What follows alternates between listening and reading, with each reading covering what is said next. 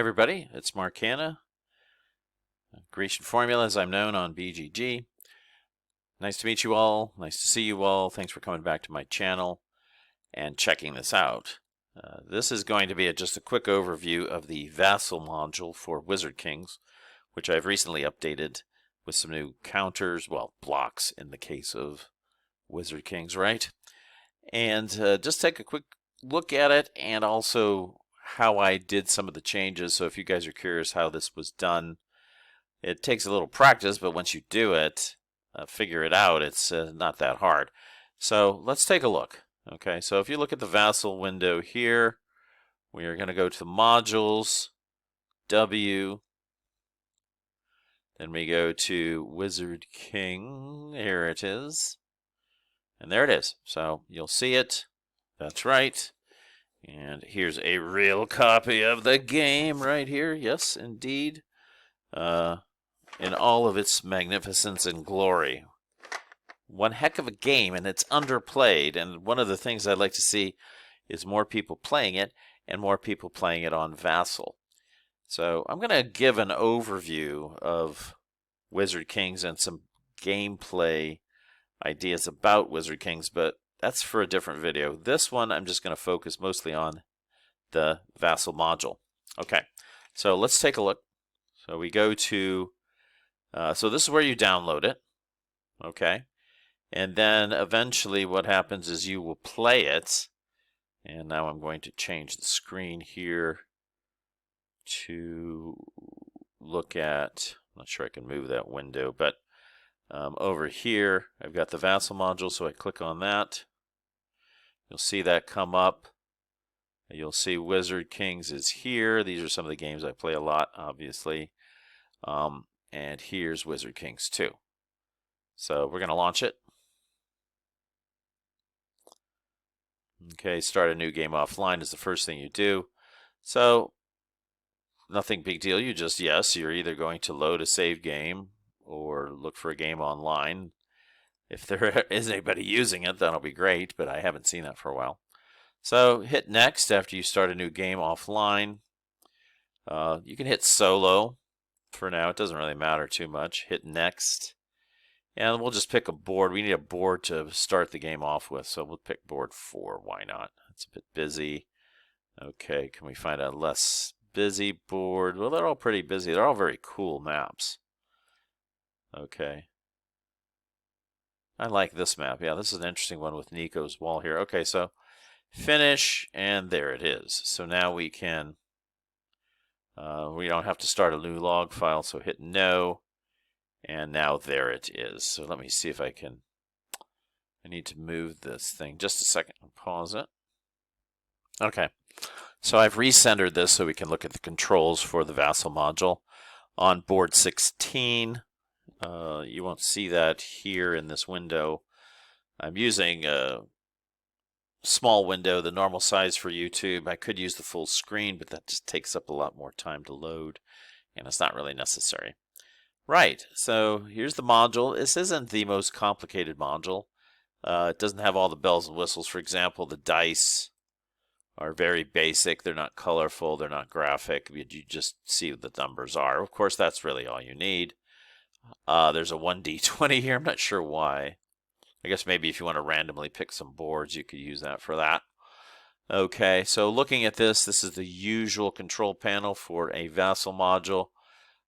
Restart the turn, or take your turn back here, or your last move back. This is to hide the server controls. Here's the server controls over here. This will show you if there's any active games, and there are none. Okay, so I'm going to hide the server controls because we're not going to worry about the server controls here. Okay. All right. So let's move this over a bit. That's it. Okay. Retire is to change side. You can put notes about your, if you create a scenario, you can put notes in there. These are the blocks for player 1 if you want reinforcement blocks to be used for them. Okay. Let's see. Yeah, I can move that window. Okay. All right, so yes, you can put blocks in here. Same for player 2. This isn't set up for 7 players, but I could add that if people wanted to do that. Here, what is this? There's a battle window, so you got a battle board you can play with. That's pretty nice, a little feature. I'm not so sure I like the way it's set up, but that's something I could change. All right, here's the tracker window. So this is a turn track. I'm not happy with the size of this. Yeah, there we go. So now you can see, and it'll have the phases of the moon here. If you want to play with wear units, changes the phases of the moon. So it's got a turn track. That's helpful. Okay. This looks like the dead pool, units that are dead, wizards that are dead. Okay, markers. Not a lot of markers here. And then the blocks. This is what we're really interested in. Okay, so here's the blocks for the Amazon. And these are the basic blocks for the basic Amazon army. You can see all of these. Now, the one that I added, which had been missing until for the last 12 years, was the cleric. And you can see I scanned the image, and it's not coming out the same as these images, which maybe tells me that, well, the person who had these images either got them from a different scanning system, very likely to be the case, or they got the original artwork and scanned that without having it on a block. In any case, I didn't have the right lighting or the same lighting, but you can still see my cleric. And if you want to pull out a unit, I've got to create a new room to play. Okay, well, we're not playing. Okay, so there's a cleric. If you want a harpy, if you want a second harpy, and so on. Okay, the barbarian army, the hero is one that I added. It had been missing. Dwarf, it was all there as far as I could tell, although that doesn't seem like everything, does it? I might have to check that. Here's the elves. I think I had it. What did I add here? The assassin, maybe? Okay, then the feudals. I think we're all there. Orcs. Okay, the orcs are, if you look at these orcs, you know, these aren't your average orcs. These are kind of an elite army if you really look at them. But more on that later. Okay, the undead. I think for the undead I had to add something here. Yeah, again, the cleric, you can see the difference in the color. I might have to go in and paint this so that this background is the same color as these. The sticker didn't scan as well for that. All right, then here's the chaos unit. So I split the chaos units and the wear units into 2 different sections. Okay, and let's start with the wear units first, because there's a lot of new wear units that weren't in there before. These are the werebats. I think I had to add those, and you can see that there's one for each faction. So if you want a werebat for the orcs, grab it. If you want one for the Amazons, grab it. Okay. Werebears, and when you grab, you just click and drag. Click and drag. Okay. If you want to delete one, right click, and there's a lot of different things. You can add steps, you can kill steps, you can actually kill a unit and it goes into the dead pile. There it is in the dead pile. Okay, so all the controls are very easy. If you right click on any unit, you can mark it moved, you can hide it for solitaire, you can hide it for playing a player. It says turn over, then it will have a white ring around it which tells you that it's hidden to the enemy, but you can still see it. That's not a very good way to indicate that for some of these monsters, but it's still there. Okay, add or lose step, and what's the last one? This works for all the units. Change player. I'm not really sure. Oh, I guess you can hand it over to the other player. Must be a spell or something that lets you do that. I haven't played with that. Okay, so then I also added, so I think, which ones were added? I think I added the werebat. That was already in there. Wereboar was not. You can see my scans are not as good. They changed the font. So in the old days, they had a nice bold font. I think the old way looks better than the new way. However, you can still see what it is, although that is the strangest picture of a were-boar I've ever seen. Not that I've ever seen a were-boar, to be honest with you. Okay. The were-dragons, moles, the were-mole. I have to love this one. Were-rats, good for the cities. Were-sharks is a new one. I kind of like that, an aquatic were-animal.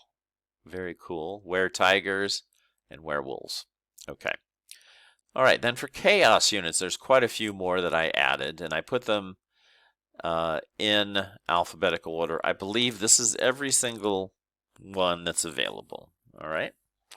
So what did I add? Well, the cockatrice wasn't in there, for example. The cyclops was added. Hippogriffs. There was quite a few, really. Hornets, that was one that had to be added. Hellcats weren't in there. The Haven wasn't in there, which is basically functions as a port with extra port capacity. Good to put, like, for example, a Haven would be good in Tanga, because then you can move in and out 3 units instead, so it'd be a good place to stage an invasion from. There's probably actually better ports than that. This one has roads that can be attacked, but it is protected by the mountainside on this one, on this side right here. Okay, so havens. The griffin, I think, had to be added. Golak, which is sort of golem. It's a rather odd unit.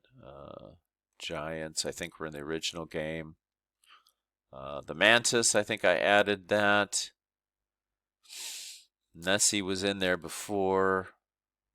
Pirate, I don't think was in there. I think I added that. So anyway, they should all be here now. Okay.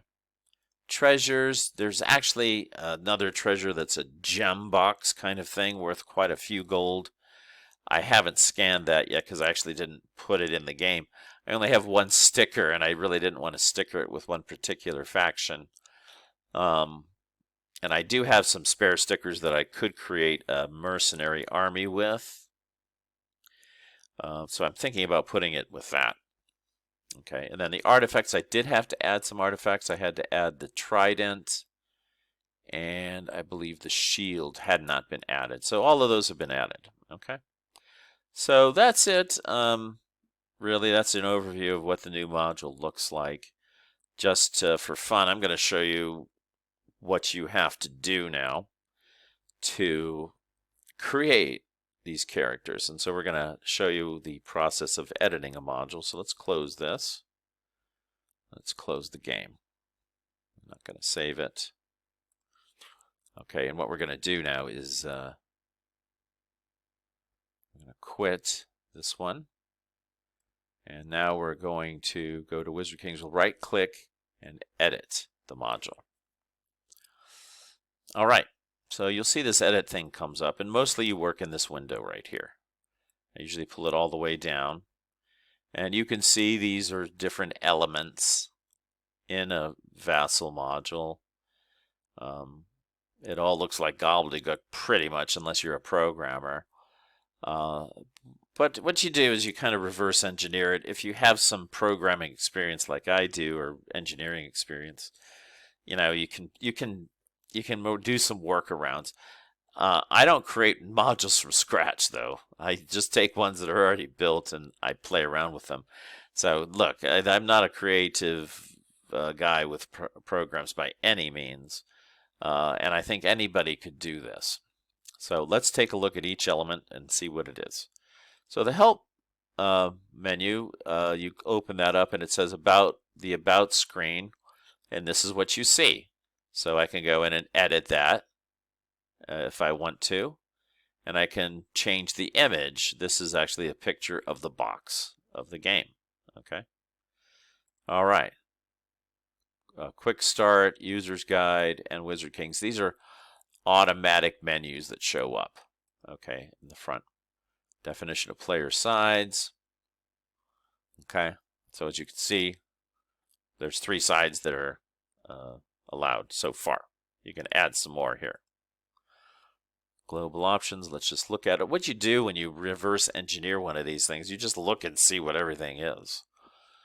This one I don't think I touched, and I'm glad I didn't have to. I didn't want to have to figure out everything here. Okay. Game piece prototypes. So that's interesting. All right, so let's just look at the Amazon. Each of these prototypes means something. Here's the Amazon prototype. Okay. And when you look at this, what happens is you can put any of these particular elements to be part of a usual piece. And so the person here, when they decided to map out the Amazon, okay, essentially said, okay, this is what the Amazon's going to look like from a prototype standpoint. And there is a layer in here for hide, and you can see that what's happened is there's an image file that shows the back side with some highlighting of the counter. So when you hit hide, this is what comes up. That's how you make these. There's mask must be the defined feature that masks the image from other players, and only you can see it. So you see, Vassal has all of these little modules that help you do this. You don't have to program it yourself. Okay, what else? Marker, race, Amazon. See, that's just the name of it. Prototype is a block. It's just the name of it. The kill location, that's the actual location. X position and Y position, and where it is, where you send the killed units. Okay. So all of these basically make sense, and you can structure this. Luckily, though, I didn't have to mess with this. Okay, that was already done. Okay, here's the notes window. This is a normal thing here. Game board. Okay, so game board menus.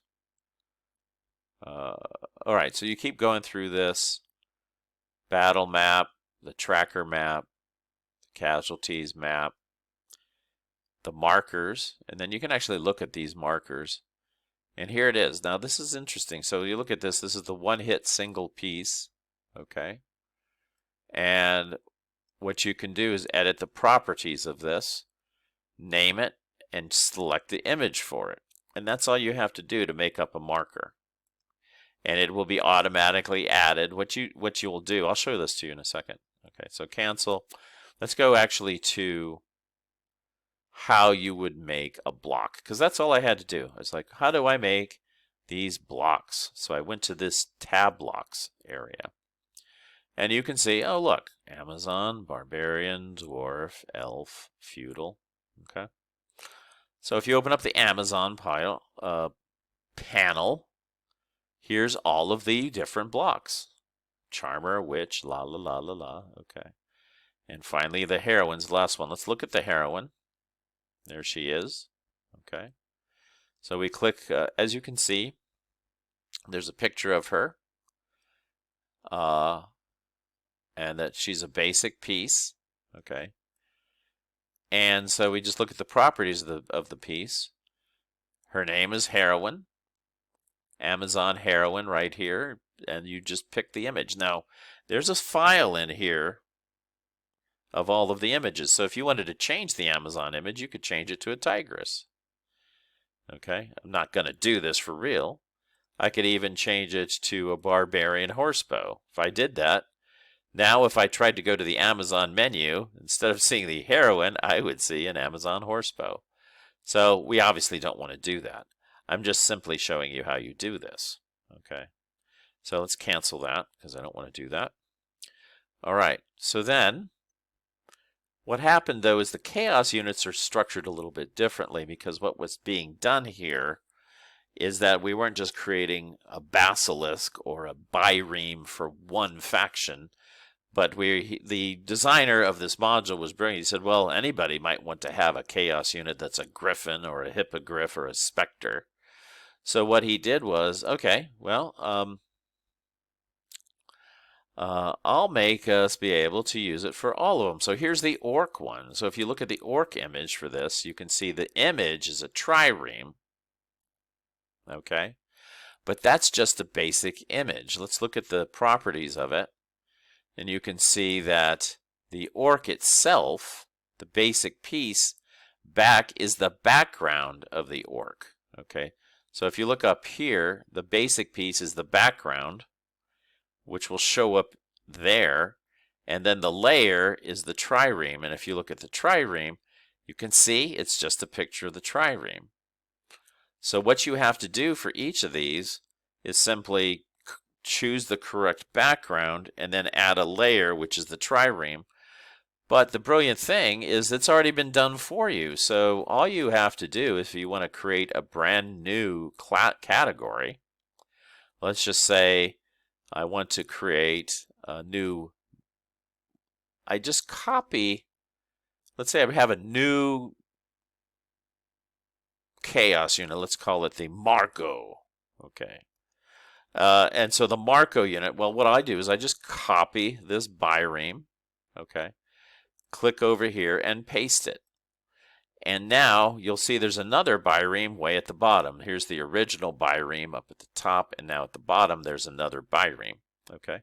So then you open that up, and now you go in here, and you change the name to the Marco. In fact, it's going to be in all caps. It's so fearsome, the Marco.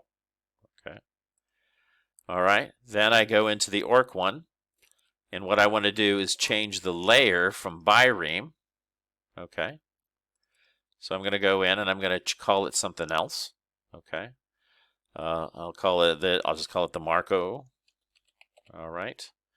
And then I change the image and I change the level name. All right. And then if I had in my image library the Marco, I would simply select the Marco image.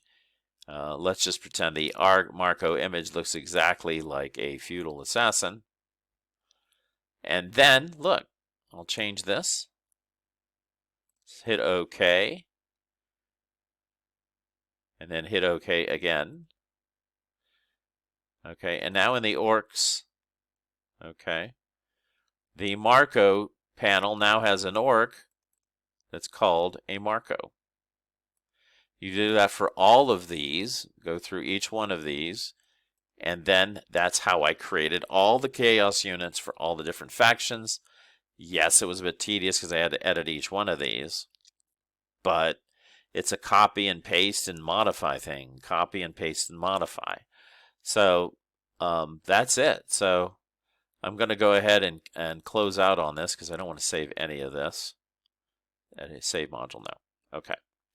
All right. So that's how you do that. Now I'm going to show you the quickly here the editing tools. So how did I pull the images from my scanned pieces? I literally took the scanned pieces, okay, and well, actually my pieces aren't in there. I'll show those to you in a second. So let me get some stuff. I'm going to pause the tape. Okay, so I'm going to show you. So here's an example of a barbarian image that I scanned. As you can see, I just threw it on the scanner. It's all in the wrong order. It doesn't look like it belongs where it does, right? It's obviously I can't use that as it is. Okay. So what I have to do is I take this and take your scanned block and open it with Paint 3D. Okay. Free program. And what you do is let's take a look at the cockatrice. So what you want to do is get the select tool. The select tool is up here. Let's use the Cyclops because everything's in the menu here. It's in the screen. Okay. So the Cyclops, what we want to do is select this. Ching. Okay. Now you can see there's this rotation thing. So what you want to do is rotate this until it's square to the world. You have to eyeball it. Okay. Mostly square. Okay. All right. Ching. Okay.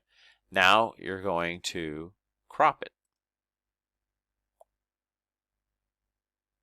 No, sorry. Let's select it again.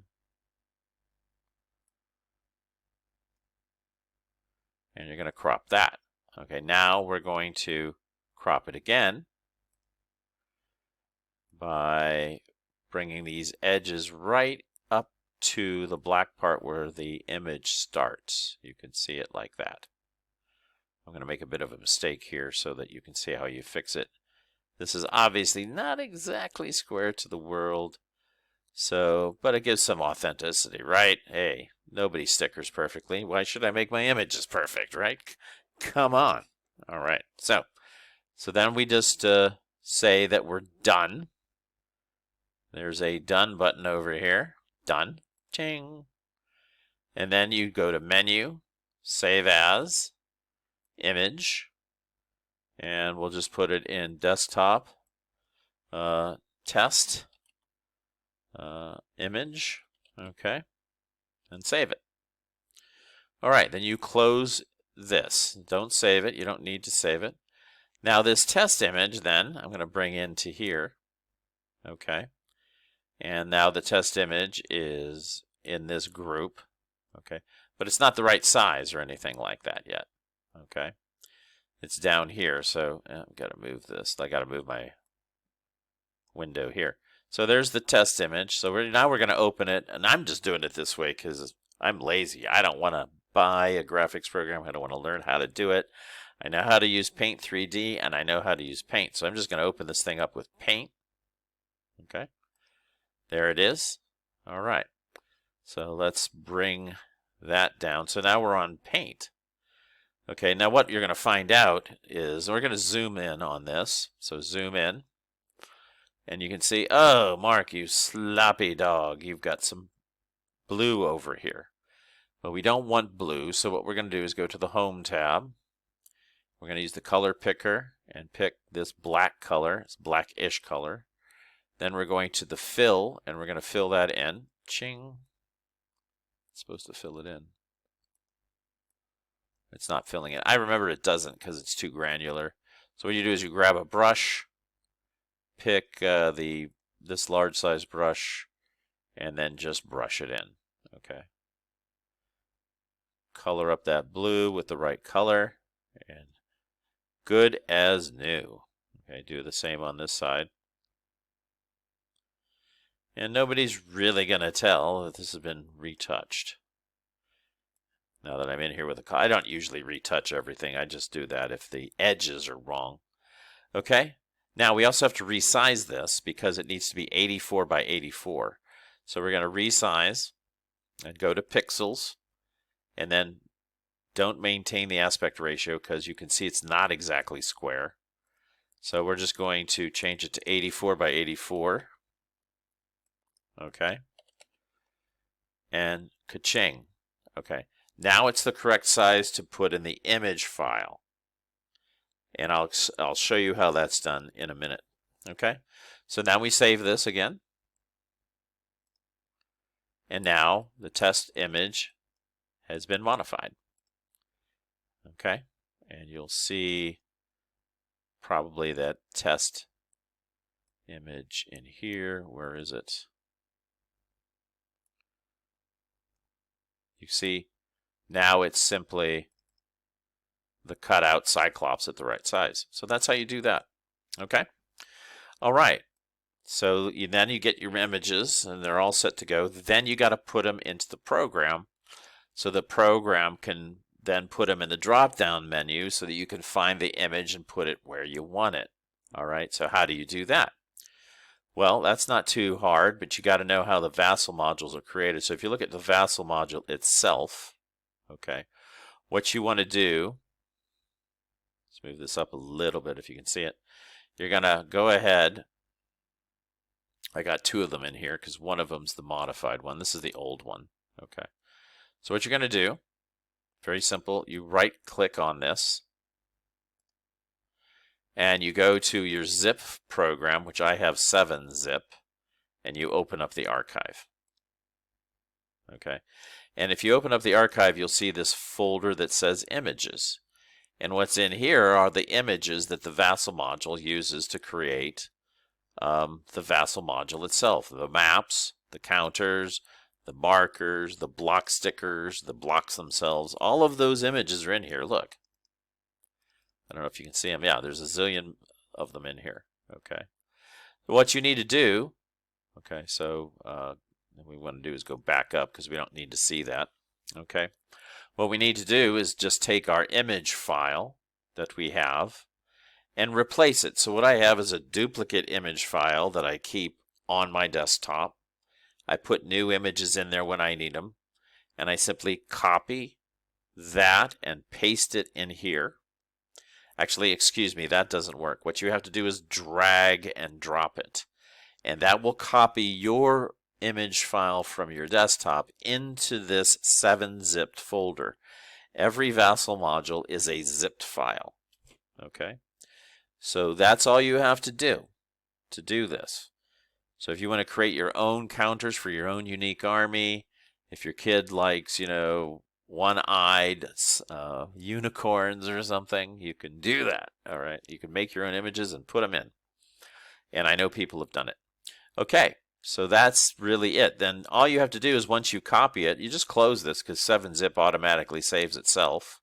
So just close it, and then when you open it back up again, it will have the images that you need. Okay, so that's that. All right, so that's my presentation. Thanks for listening. If you liked it, like me, subscribe to me, please. If you'd like to, I would appreciate it. Thanks for your time, everybody. I hope you enjoyed it. Bye-bye.